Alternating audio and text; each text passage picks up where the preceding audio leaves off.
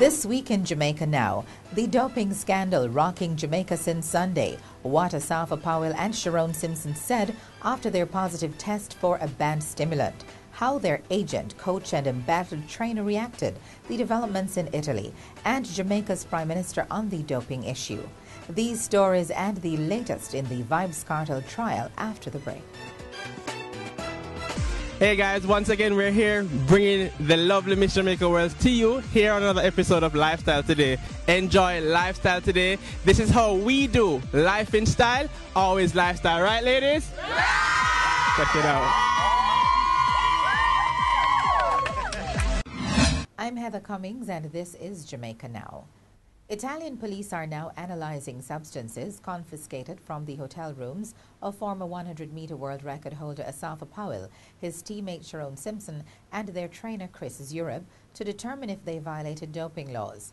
This week, the police raided the rooms of the athletes and their trainer and reportedly seized boxes of supplements, sprays and ointments, some of which had no labels.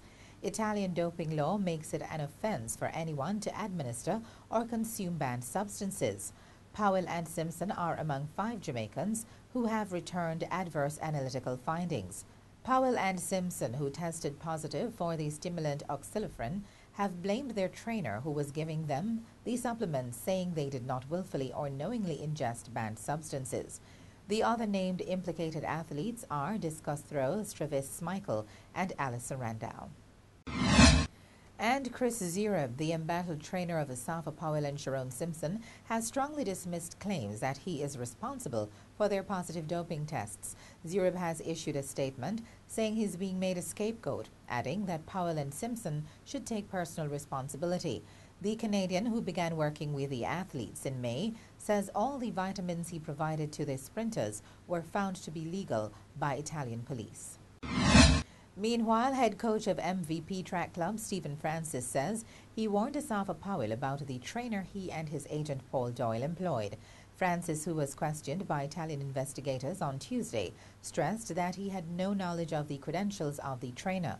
This week, news emerged that the trainer had no qualifications, and Powell's agent Paul Doyle has admitted that he did not do sufficient background checks on the physical trainer before hiring him. Meanwhile, Francis says his research of the products that Powell and Simpson showed him did not indicate that they contained oxylifrin. And Francis said he considered parting ways with the former world record holder when he secretly went to Canada last year to see a doctor without his knowledge. After the trials last year, Asafa was supposed to go to our doctor in Miami to receive treatment for 2 days. And then he was supposed to go to the base in Italy. We were there waiting for nearly 2 weeks and Asafa didn't show up. Only to find out that Dyer had taken to this doctor in Canada. Meanwhile, the former world 200-meter champion Trinidadian Atta Bolden has suggested that athletes avoid taking supplements because they are too risky. At the same time, former 100-meter Olympic and world champion Jamaican-born Canadian Donovan Bailey says there can be no excuses for athletes who take banned substances.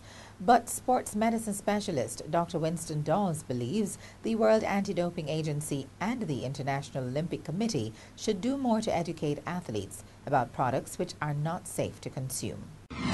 And the doping issue was also discussed in the Jamaican Parliament this week. Prime Minister Portia Simpson Miller reported that since 2009, 16 Jamaican athletes have tested positive for banned substances.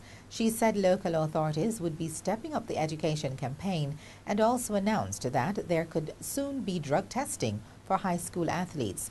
In the meantime, opposition spokesperson on sports Olivia Grange has urged Jamaicans not to lose faith in the country's athletes because of the latest developments.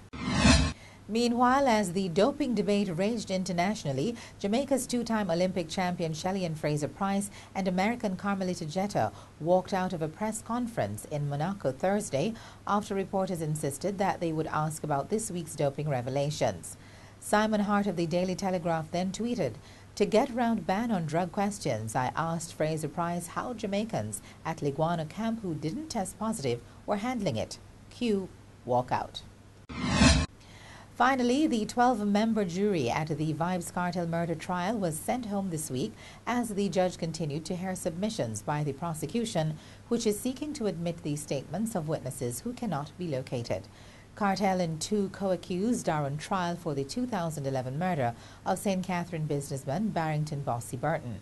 The jurors are to return to court on Tuesday, when the hearing of the submissions is expected to be completed so that the trial can resume. And that's it for this edition of Jamaica Now, your weekly review of the big news stories. Send us your comments at onlinefeedback@gleanerjm.com. You may tune into Power 106 FM for regular updates. Follow us on Twitter at Jamaica Gleaner and on Facebook at Gleaner Jamaica. I'm Heather Cummings, and as we go, we bring you reactions of Jamaicans to the positive result for adverse substances that were returned in the A samples of 5 Jamaican athletes. Oh, Asafa thing, I don't believe in it.